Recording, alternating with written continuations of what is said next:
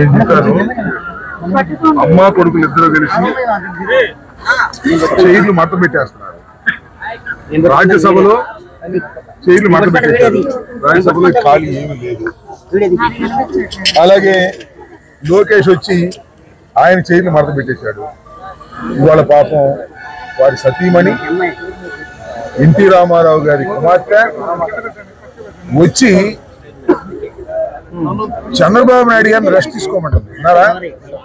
ఆమె కుప్పంలో పోటీ చేయటమే కాదు, చంద్రబాబు నాయుడు గారికి రెస్ట్ ఇవ్వండి అని చెప్పి కుప్పంలో చంద్రబాబు నాయుడు గారి కుర్చీ కూడా మూసేశారు.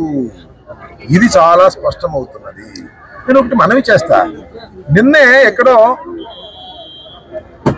జగన్మోహన్ రెడ్డి గారు చంద్రబాబు నాయుడు గారిని వృద్ధుడు ముసలోడు అన్నా అంట. దానికి ఎంత కోపం వచ్చింది లోకేష్ బాబుకి? కోపం వచ్చి నేను చాలా ఇష్టం వచ్చినట్టుగా మాట్లాడాడు. పాపం భువనేశ్వర్ గారు కూడా ఇవాళ ఏమన్నారు, ఆయన పెద్దవాడు అయిపోయాడు, ఇక రెస్ట్ తీసుకుంటాడు, నేను పోటీ చేస్తాను అన్నారు. అది వాళ్ళ పార్టీ వ్యవహారం, వాళ్ళ కుటుంబ వ్యవహారం.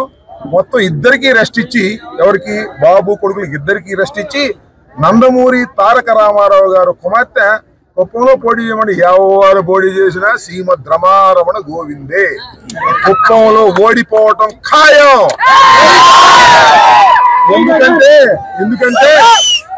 ఎందుకంటే కుప్పానికి చంద్రబాబు నాయుడు గారు 35 సంవత్సరాలు అంట, 30 సంవత్సరాలు లేదు, సుదీర్ఘ కాలం శాసనసభ్యుడిగా పోటీ చేసి గెలుపొందినా కుప్పానికి నీళ్ళు ఇవ్వలేదు. జగన్మోహన్ రెడ్డి గారి ప్రభుత్వంలో త్వరలో నీళ్ళు ఇవ్వబోతున్నాం కుప్పానికి. కాబట్టి కుప్పంలో కూడా ప్రజాదరణ కోల్పోయినటువంటిది చంద్రబాబు నాయుడు గారి కుటుంబం.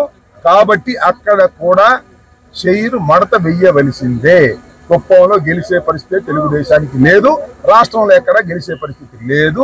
మంచి కామెంటే, నేనేం కాదంటలా. బాబు భువనేశ్వర్ గారు వచ్చి నందమూరి వంశస్థురాలు, ఆమె వచ్చి చంద్రబాబు నాయుడు గారు రెస్ట్ తీసుకోమని ఆమె పోటీ చేస్తే ఆమెకైనా ఓటమి తప్పదని ఈ సందర్భంగా చెప్పదలుచుకున్నాను.